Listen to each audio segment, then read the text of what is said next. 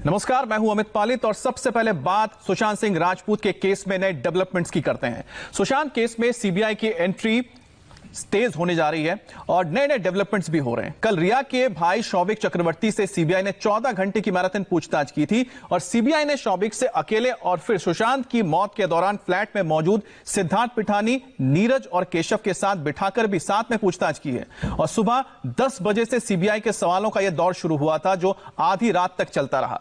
सूत्रों के मुताबिक सीबीआई ने शौविक से यूरोप ट्रिप, सुशांत के साथ कंपनी में हिस्सेदारी, सुशांत और रिया के रिश्तों को लेकर सवाल किए हैं। सीबीआई ने सुशांत के फ्लैटमेट्स सिद्धार्थ पिठानी, नीरज और केशव को आमने सामने बिठाकर भी पूछताछ की है। अब आज सीबीआई रिया से पूछताछ कर सकती है।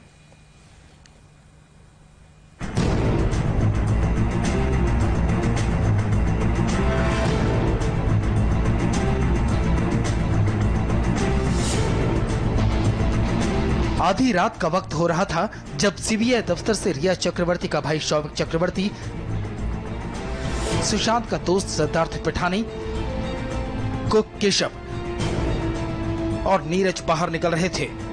सुशांत सिंह राजपूत की संदिग्ध मौत केस में सीबीआई प्यार, धोखा, डिप्रेशन, दवा, नशा और ड्रग्स कनेक्शन का हर राज सामने लाना चाहती है। 2 महीने में इस मामले में इतने ट्विस्ट और टर्न आ चुके हैं कि अब इसे सुलझाना सीबीआई के लिए भी एक बड़ी चुनौती है। सीबीआई पिछले 7 दिनों से संदिग्धों और चश्मदीदों से पूछताछ कर रही है। गुरुवार को भी पूछताछ उन्हीं संदिग्धों के साथ हुई, लेकिन इस बार एक और खास चेहरा भी पूछताछ में शामिल होने के लिए डीआरडीओ गेस्ट हाउस पहुंचा। उसका नाम है रिया का भाई शौविक चक्रवर्ती। शौविक गुरुवार को सुबह करीब 10 बजे डीआरडीओ गेस्ट हाउस पहुंचा था और आधी रात के बाद करीब 14 घंटे की मैराथन पूछताछ के बाद शौविक निकला। सीबीआई ने रिया के भाई शौविक के साथ साथ सिद्धार्थ पिठानी, नीरज और केशव को भी बुलाया था। 14 घंटे की इस पूछताछ में कभी नीरज और सिद्धार्थ पिठानी से एक साथ पूछताछ हुई, कभी शौविक और सिद्धार्थ को आमने सामने बिठाया गया, तो कभी सभी को एक साथ बिठाकर इंटरोगेशन चलता रहा।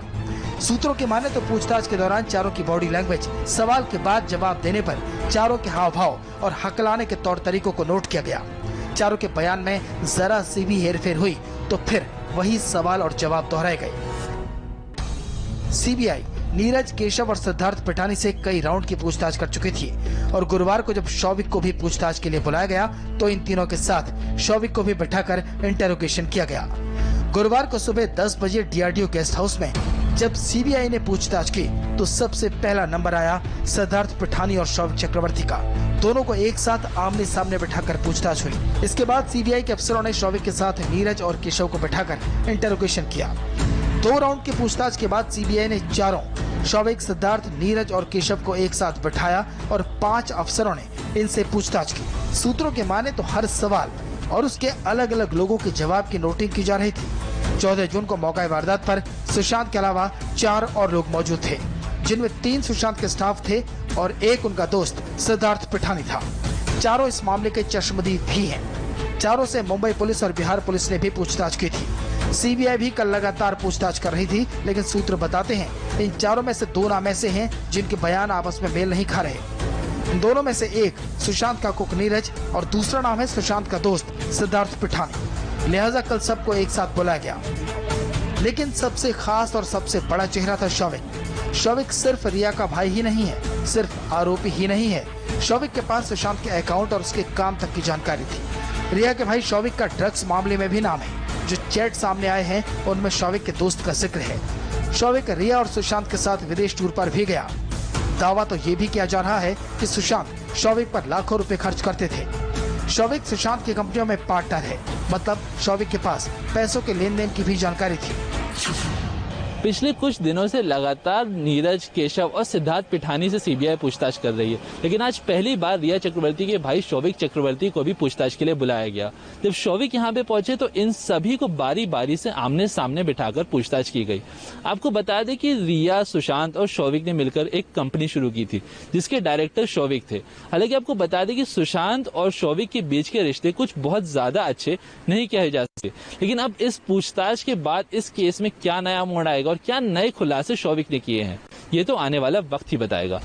दरअसल 8 दिनों से इस मामले की छानबीन में जुटी सीबीआई की एसआईटी ने जब कई दौर की पूछताछ की तो कई ऐसे बयान थे जो आपस में मेल नहीं खा रहे थे। ऐसे में ये पता लगाना जरूरी है कि कौन सही बोल रहा है कौन गलत। इसलिए कल रिया को छोड़कर करीब करीब सबको एक साथ बुलाया गया जो सुशांत के करीबी थे।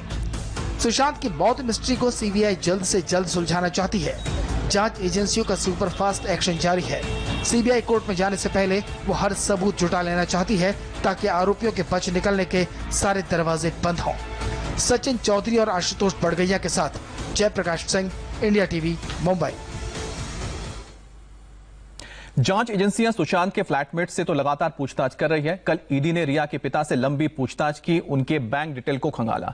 तो सीबीआई ने भी रिया के भाई शौविक को 14 घंटे तक ग्रिल किया।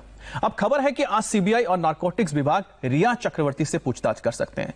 मतलब यह है कि अब रिया का जांच एजेंसियों के सामने आना तय है, सिर्फ वक्त आ चुका है। वाकोला ब्रांच की एक्सिस बैंक के इस ब्रांच में यहाँ पर ईडी की टीम आई थी और बैंक के जो कर्मचारी हैं उनको यहाँ पर रुकाया गया था। ये बैंक करीब 5 साढ़े 5 बजे के आसपास बंद होती है, लेकिन आज इसे करीब 10 बजे तक खोला रखा गया और यहाँ पर ईडी की टीम ने इंद्रजीत चक्रवर्ती के साथ अंदर जाकर बैंक के जो डेप्यूटी मैनेजर हैं उनके साथ उनका लॉकर खुलवाया और इस लॉकर को खुलवाने के बाद लॉकर के अंदर जो सामान रखा हुआ था उसे वजन करने के लिए वजन करने वाली मशीन मंगाई। जो जानकारी मिली है इसमें गोल्ड काफी मात्रा में रखा हुआ था और इसके अलावा कुछ कैश और कुछ एंटीक ज्वेलरी थी और कुछ सिल्वर ज्वेलरी थी। लेकिन क्या जानकारी, कितनी इसकी क्वांटिटी है, इसका अमाउंट कितना है, बाजार मूल्य कितना है, उसकी कोई जानकारी नहीं मिल पाई। ये जांच इसलिए हो रही है क्योंकि सुशांत के पिता का आरोप है कि सुशांत के बैंक खाते से 15 से 17 करोड़ रुपए की हेराफेरी हुई है और यह हेराफेरी रिया के परिवार वालों ने की है। ईडी का शक इसलिए भी गहरा हो गया क्योंकि रिया चक्रवर्ती का परिवार जुहू में रहता है और बांद्रा के अकाउंट में लॉकर लिया था।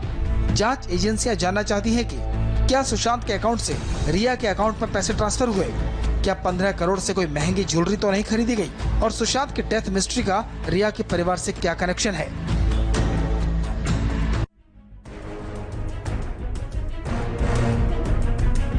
ये सिर्फ सवाल नहीं है, ये सुशांत डेथ मिस्ट्री से जुड़ी हुई अहम कड़ियां हैं जिनके लिंक को तलाशने की कोशिश ईडी और सीबीआई कर रही है। ये वो सवाल हैं जिनके इर्द गिर्द सुशांत सिंह राजपूत की मौत का पूरा रहस्य उलझा हुआ नजर आता है और इन्हीं सवालों का जवाब तलाशने के बाद ही सुशांत सिंह राजपूत की मौत का पूरा सच देश के सामने आएगा। संभव है कि रिया के भाई से पूछताछ करने के बाद जांच एजेंसी आज रिया चक्रवर्ती से पूछताछ करे। सीबीआई रिया से पूछ सकती है कि वो सुशांत से दूर क्यों गई और 8 जून के पहले सुशांत के साथ उसका रिश्ता कैसा था। सीबीआई के पास सैकड़ों सवाल हैं, जिसमें सुशांत की संपत्ति और सुशांत की बीमारी का रहस्य सबसे बड़े सवाल हैं। पूरा का पूरा जो ये तफ्तीश है, पूरी इन्वेस्टिगेशन है, वो अब एक हाई लेवल दिशा में जारी है क्योंकि ईडी की टीम तो पूछताछ कर ही रही है।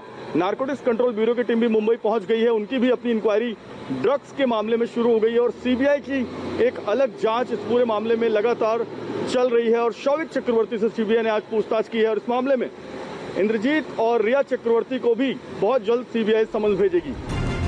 सीबीआई, ईडी और एनसीबी तीनों एजेंसियां सुशांत की मौत के रहस्य को सुलझाने में लगी हैं। सबके अपने अपने सवाल हैं। तीनों एजेंसियों के पास कई सवाल हैं जिनसे इस मामले से जुड़ा हर किरदार बचने की कोशिश कर रहा है। सीबीआई के अलावा रिया चक्रवर्ती आज एनसीबी के रडार पर भी आ सकती है। रिया के जिस भी ड्रग्स डीलर्स के साथ रिश्ते सामने आए हैं, एनसीबी उसका पता लगाना चाहती है। इसके अलावा रिया के और सुशांत के दोस्तों के बारे में भी जानकारी हासिल करना चाहती है। सुशांत के घर पर होने वाली पार्टियों में ड्रग्स का सच भी एनसीबी जानना चाहती है। सूत्रों के मुताबिक एनसीबी रिया, सुशांत और शौविक के कॉल डिटेल्स की भी जांच करेगी। एनसीबी की टीम मुंबई और पुणे में हाल में पकड़े गए बड़े ड्रग डीलर से पूछताछ करने वाली है ताकि सुशांत केस में कोई सुराग मिल सके। सुशांत केस में शक की सुई हर तरफ घूम रही है, हर चेहरे से पूछताछ हो रही है ताकि इस रहस्य से पर्दा उठ सके कि 14 जून को बंद कमरे के अंदर आखिर क्या हुआ था। सचिन चौधरी और आशुतोष बड़गैया के साथ जयप्रकाश सिंह, इंडिया टीवी, मुंबई। सुशांत की बहन श्वेता सिंह ने एक बार फिर से रिया पर हमला बोला है। उन्होंने ट्वीट किया है कि काश भाई उस लड़की से कभी ना मिलता, किसी को उसकी मर्जी के बिना ड्रग्स देना और फिर उसे समझाना कि तुम ठीक नहीं हो, उसे साइकियाट्रिस्ट के पास ले जाना, ये किस लेवल का हेरफेर है। आखिर तुम्हारी आत्मा को मुक्ति कैसे मिलेगी? तुमने बहुत कर लिया। तो एक बार फिर से सुशांत सिंह की बहन श्वेता ने रिया चक्रवर्ती पर हमला बोला है ट्वीट करते हुए, जिसके बाद यह बात साफ हो जाती है कि जो परिवार है लगातार रिया के खिलाफ अपने आरोपों को एक के बाद एक सामने रख रहे हैं। अब देखना होगा कि जब पूछताछ होती है तो इन सवालों के जवाब किस तरह से सामने आते हैं। रुकेंगे एक ब्रेक के लिए। ब्रेक के बाद देखिए क्या एनसीबी खंगालेगी रिया की ड्रग वाली डीलिंग।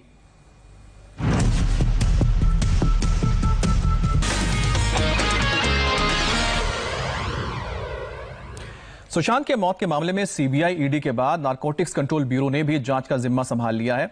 इस केस में रिया के ड्रग्स कनेक्शन की बात सामने आने के बाद एनसीबी की टीम ने रिया समेत 5 लोगों पर केस दर्ज किया है। ड्रग्स केस की जांच शुरू कर चुकी नारकोटिक्स कंट्रोल ब्यूरो की टीम आज इस मामले में रिया चक्रवर्ती का बयान दर्ज कर सकती है।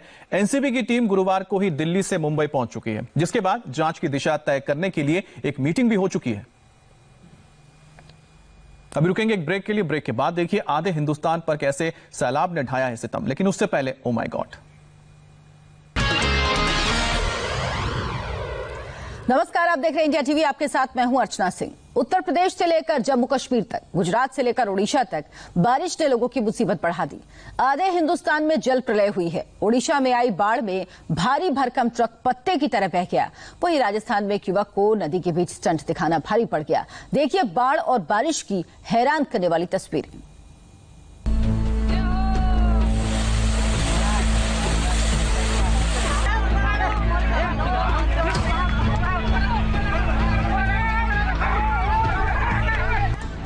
सिर्फ 6 सेकंड और इन 6 सेकंड में पूरा ट्रक पानी में समा गया।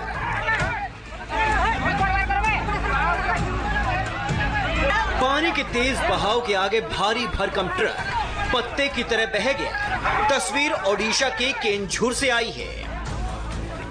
बैतरणी नदी उफान पर है।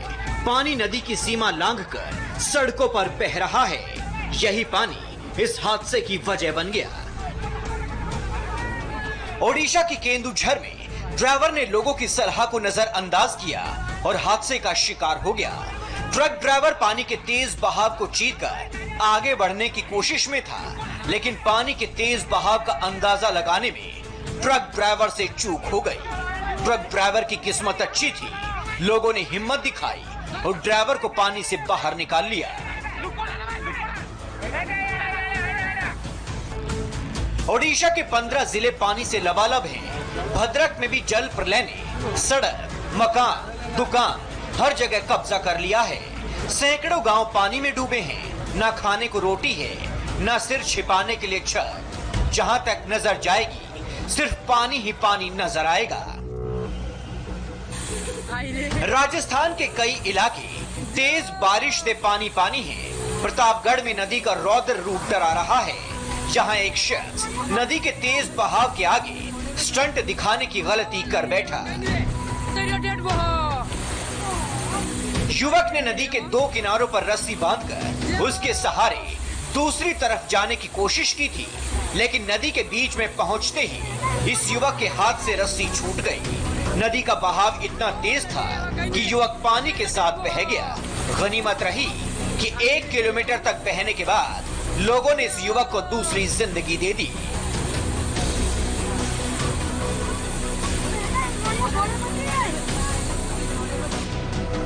जम्मू कश्मीर में भी बादल 3 दिन से लगातार बरस रहे हैं। नदियां उफान पर हैं। कई इलाकों में बाढ़ जैसे हालात बने हुए हैं। कठुआ में 7 लोग आसमानी आफत के जाल में फंस गए। 34 घंटे तक 7 लोग पानी के बीच मदद का इंतजार करते रहे, जिसके बाद इन सभी लोगों को निकालने के लिए एयरफोर्स ने ऑपरेशन लॉन्च किया। एयरफोर्स ने इन लोगों को बचाने के लिए MI-17 हेलीकॉप्टर को मौके पर भेजा, जिसके बाद एक एक कर सभी लोगों को देवदूतों ने नई जिंदगी दी। जम्मू कश्मीर के रामबन में बारिश के बाद हुए लैंडस्लाइड से NH-44 बंद है। बड़े बड़े पत्थर सड़क पर गिरे हैं। आसमान से आई आफत से नदी नाले सब उफान पर हैं। सड़क बंद होने से सैकड़ों ट्रक बीच में ही फंसे हुए हैं। जो हाल जम्मू कश्मीर का है, वही सूरत हिमाचल प्रदेश की भी है। हिमाचल में भी बारिश ने लोगों की जिंदगी रोक दी है। कुल्लू के धारा गांव में बादल फटने से भारी नुकसान हुआ है। बादल फटने से गांव के पास बहने वाली नदी में उफान आ गया, एक कार बह गई। कुल्लू में बारिश के बाद कई इलाकों में लैंडस्लाइड भी हुआ। कुल्लू की गड़सा घाटी में बड़े इलाके में खेत और सड़कें पूरी तरह से बर्बाद हो गए हैं। और अभी एक ब्रेक के बाद आपको बताएंगे पिछले 17 घंटे से क्यों बंद है बद्रीनाथ नेशनल हाईवे।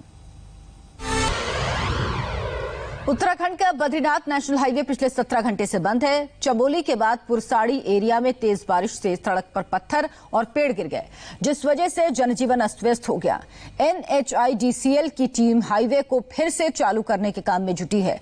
तस्वीरें डराने वाली हैं और उस सड़क को फिर से खोलने में अभी वक्त लग सकता है। उत्तराखंड के कई इलाकों में तेज बारिश से हाल बेहाल है।